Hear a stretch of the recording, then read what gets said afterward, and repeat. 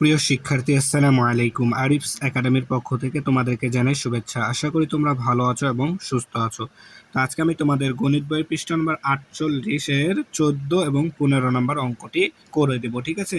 তাহলে চলো শুরু করা যাক। তো প্রথমে আমরা 14 নম্বরটা করব, ঠিক আছে? তো প্রশ্নটা পড়ি, দেখো বলছে নিচের একটি আয়তাকার মেঝের ছবি দেওয়া আছে, ঠিক আছে? যে নিচে একটি কি আয়তাকার মেঝের ছবি দেওয়া আছে, কোনো খালি জায়গা না রেখে, ঠিক আছে, কোনো খালি জায়গা না রেখে আমরা মেঝেতে বর্গাকার কার্পেট বসাতে চাই, ঠিক আছে, বর্গাকার কার্পেট বসাতে চাই। তো এখন 1 নম্বর প্রশ্ন বলছে, দেখো যে মেঝেতে বসানো যাবে এমন বৃহত্তম কার্পেটের এক বাহুর দৈর্ঘ্য কত, ঠিক আছে? মেঝেতে বসানো যাবে এমন বৃহত্তম কার্পেটের এক বাহুর দৈর্ঘ্য নির্ণয় করতে হবে, ঠিক আছে? তো এখানে দেখো আমাদের দৈর্ঘ্য এবং প্রস্থ দেওয়া আছে কিন্তু, ঠিক আছে, দৈর্ঘ্য এবং প্রস্থ দেওয়া আছে 48 মিটার আছে 36 মিটার, তাই না? তাহলে এখন আমাদের বলেছে বৃহত্তম কার্পেটের এক বাহুর দৈর্ঘ্য নির্ণয় করতে হবে। তাহলে আমাদের কি করতে হবে, এই 48 এবং এই 36-এর গসাগু, যেহেতু এখানে বলেছে কি বৃহত্তম কার্পেটের এক বাহুর দৈর্ঘ্য, বৃহত্তম, আমি কিন্তু বলেছিলাম গত পর্বে যে বৃহত্তম, সর্বোচ্চ এরকম সংখ্যা থাকলে আমাদেরকে গসাগু করতে হবে। তাহলে গসাগু করলে যে গসাগুটা পাবো সেটাই কি আমাদের বৃহত্তম বাহুর দৈর্ঘ্য হবে, তাই না? তাহলে দেখো আমাদের দৈর্ঘ্য ছিল কত, 48 মিটার এবং প্রস্থ ছিল 36 মিটার, না? তাহলে 48 ও, তাহলে আমরা লিখবো কি যে 48 ও 36 এর গসাগু গসাগু করলে করলে বৃহত্তম, তাই না, বৃহত্তম কার্পেটের এক বাহু দৈর্ঘ্য পাওয়া যাবে। যেহেতু আমাদেরকে বলেছে কি বৃহত্তম কার্পেটের এক বাহু দৈর্ঘ্য নির্ণয় করতে, তাহলে আমরা লিখবো যে গসাগু করলে বৃহত্তম বৃহত্তম কার্পেটের কার্পেটের কার্পেটের এক বাহুর দৈর্ঘ্য দৈর্ঘ্য পাওয়া যাবে, তাই না? তাহলে এখন আমরা গসাগুটা নির্ণয় করব, ঠিক আছে? তাহলে দেখো 48 আর হচ্ছে 36, তাই না? তাহলে দেখো 48 এবং 36 কিন্তু 2 দ্বারা ভাগ যায়, তাই না? তাহলে 24 দুগুণ 48, 18 দুগুণ 36, আবারও 2 দ্বারা কিন্তু ভাগ যায়, তাহলে 12 দুগুণ 24, 9 দুগুণ 18, ঠিক আছে? এবার 2 দ্বারা যাবে না, 2 দ্বারা এবার যাবে না, এবার মৌলিক সংখ্যা 3 দ্বারা দিতে হবে, তাই না? 3, তাহলে দেখো 3 4 12 আর 3 3 9, তাহলে আর যাবে, দেখো যাবে না, ঠিক আছে না? তাহলে এখন আমরা লিখবো যে অতএব 48 ও 36 এর গসাগু সমান সমান কি 2 গুণ 2, 2 গুণ 2 গুণন 3, তাই না? তাহলে 3 দুগুণ 6, 2 দুগুণ 4 আর 3 4 12, তাহলে 12। তাহলে কি বৃহত্তম কার্পেটের এক বাহুর দৈর্ঘ্য কত হবে, 12। তাহলে দেখবো যে কি বৃহত্তম কার্পেটের বৃহত্তম বৃহত্তম কার্পেটের কার্পেটের এক বাহুর দৈর্ঘ্য সমান সমান 12 মিটার, ঠিক আছে? তাহলে বৃহত্তম কার্পেটের এক বাহুর দৈর্ঘ্য 12 মিটার পেলাম, তাই না? তাহলে উত্তর কত, উত্তর 12 মিটার, ঠিক আছে, 12 মিটার। আশা করি এটা বুঝতে পারলা 1 নাম্বারটা, ঠিক আছে? এটা 1 নাম্বার কিন্তু, ঠিক আছে, 1 নাম্বার, ঠিক আছে। 2 নাম্বারটা দেখো বলছে যে কি সম্পূর্ণ মেঝেতে, ঠিক আছে, সম্পূর্ণ মেঝেতে কার্পেট বিছানোর জন্য এরূপ কয়টি কার্পেট লাগবে, ঠিক আছে, কয়টি কার্পেট লাগবে। তাহলে দেখো এখানে আমাদের কার্পেটের দৈর্ঘ্য এবং প্রস্থ কিন্তু দেওয়া আছে মেঝের, তাই না? মেঝের দৈর্ঘ্য এবং প্রস্থ দেওয়া আছে কত, 48 মিটার দৈর্ঘ্য এবং প্রস্থ দেওয়া আছে আমাদের 36 মিটার। কি এটা হচ্ছে মেঝের দৈর্ঘ্য এবং প্রস্থ, ঠিক আছে? তাহলে প্রথমে আমাদেরকে কি বের করতে হবে, মেঝের ক্ষেত্রফলটা বের করে নিতে হবে, ঠিক আছে? চলো করি সমাধান, তাহলে বুঝতে পারবা, ঠিক আছে? আমাদের দেওয়া ছিল কি যে মেঝের দৈর্ঘ্য, ঠিক আছে না, মেঝের দৈর্ঘ্য দেওয়া আছে কত, সমান সমান 48 মিটার, ঠিক আছে, দৈর্ঘ্য 48 মিটার, এবং মেঝের প্রস্থ দেওয়া আছে, দেখো মেঝের প্রস্থ প্রস্থ দেওয়া আছে আমাদের 36 মিটার, তাই না? দৈর্ঘ্য এবং প্রস্থ দেওয়া আছে। তাহলে প্রথমে আমাদেরকে কি বের করতে হবে? মেঝের ক্ষেত্রফলটা বের করতে হবে, ঠিক আছে? তাহলে লিখবো কি? অতএব মেঝের ক্ষেত্রফল সমান সমান দৈর্ঘ্য গুণ প্রস্থ, ঠিক আছে? মেঝের ক্ষেত্রফল দৈর্ঘ্য গুণ প্রস্থ বর্গ মিটার হবে, ঠিক আছে? যখন ক্ষেত্রফল বের করব তখন সেটা হয়ে যাবে বর্গ মিটার, ঠিক আছে? বর্গ মিটার। তাহলে এখন দেখো আমাদের দৈর্ঘ্য আছে কত? 48 মিটার, তাই 48 গুণ প্রস্থ আছে 36 মিটার, ঠিক আছে? তাহলে বর্গ মিটার। তাহলে এখন দেখো 48 গুণ 36, তাহলে গুণ করি, দেখো এখানে গুণ করি যদি 48 গুণন 36, ঠিক আছে না? তাহলে গুণ করো, দেখো 6 48 আর 8 হাতে থাকে 4, 4 6 24 আর 4 28, তাই না? 28, একটা শূন্য নিতে হবে। 3 8 24 4 হাতে থাকে 2, 3 4 12 আর 2 14, ঠিক আছে? তাহলে 8 8 4 12 2 হাতে থাকে 1, 4 আর 2 6, 6 আর 1 7 আর 1 চলে আসলো। তাহলে 1700 কি 28 বর্গ মিটার, 1728 বর্গ মিটার। আচ্ছা, এখন আরেকটা জিনিস এখানে দেখো, আমরা 1 নং কিন্তু পেয়েছি কি, যে একটি বৃহত্তম কার্পেটের এক বাহুর দৈর্ঘ্য পেয়েছি, ঠিক আছে? এক বাহুর দৈর্ঘ্য পেয়েছি আমরা 12 মিটার, তাই না? তাহলে এখানে লিখি, এটাও আমাদের প্রয়োজন হবে, ঠিক আছে? তাহলে 1 নং হতে পাই, ঠিক আছে, যে কার্পেটের এক বাহুর দৈর্ঘ্য, এক বাহুর দৈর্ঘ্য, ঠিক আছে? এক বাহুর দৈর্ঘ্য হচ্ছে আমাদের কত? 12 মিটার, তাই না? 12 মিটার। আচ্ছা, আমাদের কার্পেটটা কি ছিল? বর্গাকার, ঠিক আছে? তাহলে যদি এখন আমরা কার্পেটের ক্ষেত্রফল বের করব, তাই না? অতএব কার্পেটের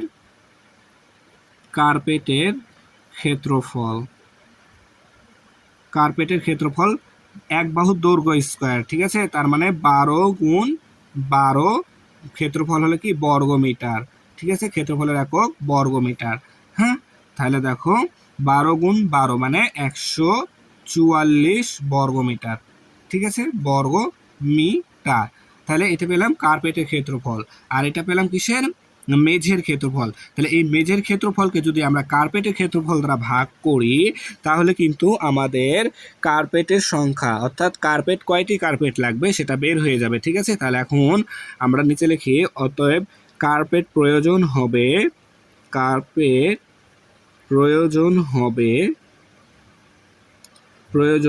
হবে সমান সমান, দেখো তাহলে মেঝের ক্ষেত্রফলকে কার্পেটের ক্ষেত্রফল দ্বারা ভাগ করে দেব। তাহলে 1728 ভাগ 144 বর্গমিটার না, টি হবে, কয়টি লাগবে তাহলে, তাই না? তাহলে এখন এটা আমাদেরকে ভাগ করতে হবে।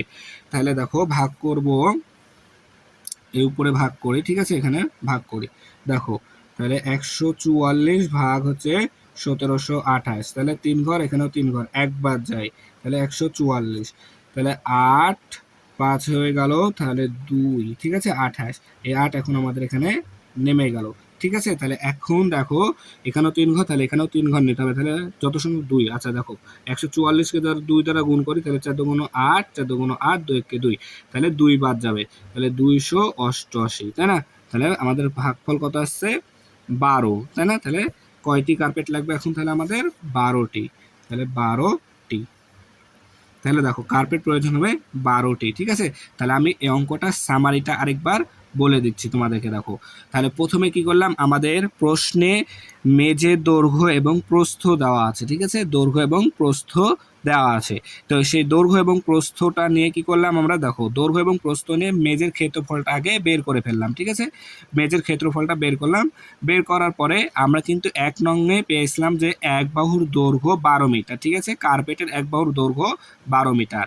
আচ্ছা, তাহলে এখন কার্পেটেরও ক্ষেত্রফলটা বের করতে হবে। তাহলে কার্পেটটা ছিল আমাদের বর্গাকার, তাই না? তাই বর্গাকার যদি কার্পেট হয়, তাহলে আমাদের ক্ষেত্রফল করতে হবে কি, এক বাহু দৈর্ঘ্য স্কয়ার, অর্থাৎ 12 আছে না, 12 গুণ 12 করতে হবে, তাহলে পেয়ে গেলাম। তাহলে এখন আমাদের বলেছে কার্পেটের সংখ্যা কয়টি। কার্পেটের সংখ্যা বের করতে হলে মেজের ক্ষেত্রফলকে কার্পেটের ক্ষেত্রফল দ্বারা ভাগ করতে হবে, তাহলে কিন্তু আমাদের উত্তরটা চলে আসবে। যে মেজের ক্ষেত্রফলকে কার্পেটের ক্ষেত্রফল দ্বারা ভাগ করলাম, তাহলে আমাদের ভাগফল আসলো 12, অর্থাৎ আমাদের কার্পেট প্রয়োজন হবে কয়টি, 12টি। ঠিক আছে, আশা করি তোমরা এটা বুঝতে পারলা। তাহলে এবার দেখো 15 নম্বরটা। ঠিক আছে, তো 15 নম্বর বলছে দেখো একটি ঝুড়িতে 42টি আম ও 105টি লিচু আছে। ঠিক আছে, তাহলে ঝুড়িতে 42টি আম ও 105টি লিচু আছে। এখন বলছে সর্বাধিক কতজন শিক্ষার্থীর মধ্যে আম ও লিচু সমান ভাগে ভাগ করা দেওয়া যাবে। দেখো সর্বাধিক, সর্বাধিক। ঠিক আছে, তাহলে এখানে সর্বাধিক, তো আমরা কিন্তু বলেছিলাম যে এখানে সর্বাধিক, সবচেয়ে বেশি, বৃহত্তম এরকম সংখ্যা থাকলে সেই সংখ্যাটি কী করতে হবে, আমাদেরকে গসাগু করতে হবে, তাই না। তাহলে যদি আমরা এখন এই 42 এবং এই 105 এর গসাগু করি, তাহলে কিন্তু আমাদের শিক্ষার্থীর সংখ্যা চলে আসবে, যে আমরা কয়জন শিক্ষার্থীর মধ্যে এই আম এবং লিচুগুলো সমান ভাগে ভাগ করে দিতে পারবো। ঠিক আছে, তাহলে চলো সমাধানটা করি। প্রশ্নে দেওয়া আছে আমের সংখ্যা 42টি এবং লিচু সংখ্যা 105টি, তাই না। তাহলে 42 ও 105 এর গসাগুই হবে কি, সর্বাধিক। তাহলে লিখি আগে, ঠিক আছে না। তাহলে 42 ও 105, 42 ও 105 এর গসাগুই, এর গসাগুই, তাহলে এর গসাগুই, এর গসাগুই হবে হবে হবে সর্বাধিক শিক্ষার্থীর সংখ্যা, সর্বাধিক, সর্বাধিক শিক্ষার্থীর, আচ্ছা শিক্ষার্থী, শিক্ষার্থী, শিক্ষার্থী, শিক্ষার্থীর সংখ্যা। ঠিক আছে, শিক্ষার্থীর সংখ্যা, সর্বাধিক শিক্ষার্থীর সংখ্যা। তাহলে এখন আমরা কি করব, এটাকে গসাগু নির্ণয় করি। চলো, তাহলে 42 ও 105, তাই না, 42 ও 105। তাহলে লেখো 42 আর হচ্ছে 105। ঠিক আছে, তাহলে দেখো 42কে 2 দ্বারা ভাগ যায়, কিন্তু 105কে ভাগ যায় না। তাহলে পরবর্তী মৌলিক সংখ্যা আমাদের 3, তাই না। 3 দিয়ে তাহলে ভাগ করে দেখো, 3 দ্বারা যায়, 3 14 42, 3 14 42, আর 3 35-এ 105। ঠিক আছে, 3 35-এ 105। এখন দেখো এটাকে আবার ভাগ দিতে হবে, তাহলে আমাদের 2 দ্বারা যাবে না, তাহলে 3 দ্বারাও যাবে না। ঠিক আছে, তাহলে ডাইরেক্ট আমাদের 7 দ্বারা যাচ্ছে। দেখো 7 দুগুণ 14, আর হচ্ছে 5 7 35, 5 7 35। ঠিক আছে, এখন দেখো তাহলে আর যাবে, আর ভাগ যাবে না মৌলিক সংখ্যা দ্বারা, তাই না। তাহলে দুইটা এখানে মৌলিক সংখ্যা চলে আসছে। তাহলে এখন গসাগু হবে কি, অতএব 42 ও 105 এর গসাগু, গসাগু, তাহলে এর গসাগু কত হচ্ছে, দেখো 3 গুণ 7, তাই না, 3 গুণন 7, তাহলে 3 7 21, তাহলে 21, তাহলে গসাগু 21, মানে কি সর্বাধিক শিক্ষার্থীর সংখ্যা কত, 21। তাহলে এখানে লিখে দেবো যে অতএব, অতএব সর্বাধিক, সর্বাধিক 21 জন, 21 জন শিক্ষার্থীর মাঝে, শিক্ষার্থীর মধ্যে মধ্যে আম ও লিচু, লিচু সমান, সমান, সমান ভাগে, সমান ভাগে ভাগ করে দেওয়া যাবে, তাই না। তাহলে এটাই আমাদের কি অ্যান্সার। তাহলে কতজন, 21 জন, তাহলে উত্তর 21 জন। ঠিক আছে, তাহলে আশা করি তোমরা এটা বুঝতে পারলা। ঠিক আছে, এখন 2 নাম্বারটা করব। তাহলে 2 নাম্বার দেখো বলছে প্রত্যেকে কয়টি করে আম ও লিচু পাবে, প্রত্যেকে কয়টি করে আম ও লিচু পাবে। তো এটা তো একবারে ইজি অঙ্ক। তাহলে আমরা শিক্ষার্থীর সংখ্যা 1 নং এ পেয়েছি 21 জন, তাই না। তাহলে এখন কত করে কয়টি আম আছে, 21, তাহলে 42টি আম আছে আর 105টি লিচু আছে। তাহলে এই সংখ্যা দ্বারা আমরা যদি ভাগ করে দিই, তাহলে আম ও লিচু সংখ্যা চলে আসবে। চলো করি তাহলে। 1 নং হতে পাই, এখানে লিখে নিই যে 1 নং হতে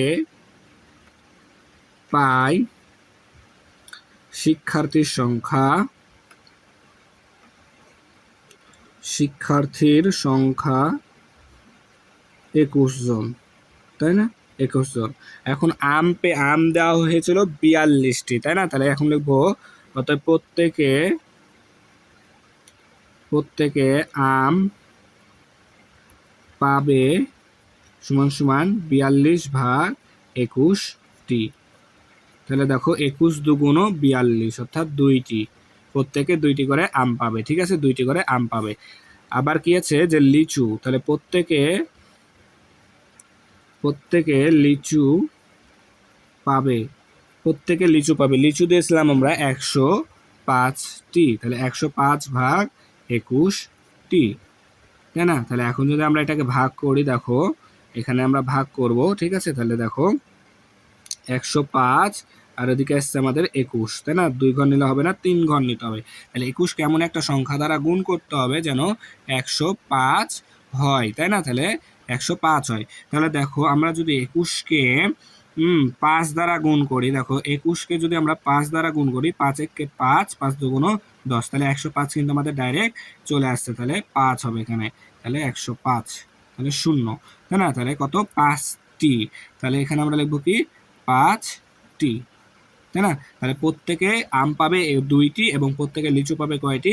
5টি করে, ঠিক আছে। তাহলে আশা করি তোমরা বুঝতে পারলা এটা, ঠিক আছে। তো তোমরা এখানে উত্তর লিখে নেবা যে প্রত্যেকে আম পাবে 2টি করে এবং লিচু পাবে 5টি করে, ঠিক আছে। তাহলে দেখো আমরা কিন্তু খুব সহজে অঙ্কটা সমাধান করে ফেলতে পারলাম, ঠিক আছে। তাহলে দেখো এরই মধ্যে আমাদের কি 3 অধ্যায় কিন্তু সম্পূর্ণ 3 অধ্যায়টা কিন্তু আমরা শেষ করে ফেললাম, ঠিক আছে। পরবর্তীতে আমরা আরেকটি নতুন অধ্যায় ধরবো, সাধারণ ভগ্নাংশ 4 অধ্যায়, ঠিক আছে। তো আশা করি এই অঙ্কগুলো বুঝতে পারলা। হ্যাঁ, তাহলে আজকে এই পর্যন্তই। ভিডিওটি ভালো লাগলে অবশ্যই লাইক কমেন্ট শেয়ার করতে ভুলবে না এবং পরবর্তী ভিডিও আসছে আমাদের সাধারণ ভগ্নাংশ অধ্যায় নিয়ে, ঠিক আছে। তাই এই ভিডিওগুলো তোমরা সবার আগে পেতে আমাদের চ্যানেলটি সাবস্ক্রাইব করে রাখো। আল্লাহ হাফেজ, আসসালামু আলাইকুম ওয়া রাহমাতুল্লাহ।